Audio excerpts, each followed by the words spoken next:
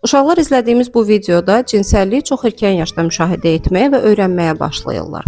Bu cinsəl davranışları artıq uşaqlar o qədər izləyirlər ki, bir müddətdən sonra normallaşdırıb öz davranışlarında tətbiq etmək istəyirlər. Unutmayaq ki, uşaqlar yetişkinlərdən fərqli olaraq hər şeyi real anlamda qəbul edirlər, anlayırlar və bu üzdən də bu davranışları da real qəbul etdikləri üçün öncə heyvanlarda, daha sonra isə öz üzərlərində tətbiq etmək istəyirlər. Xüsusilə uşaqlardakı 3-5 yaş aralığındakı dönəm cinsəlliyi öyrəndiyi bir dönəm olduğu üçün cinsəl sorğulamalar başlayır.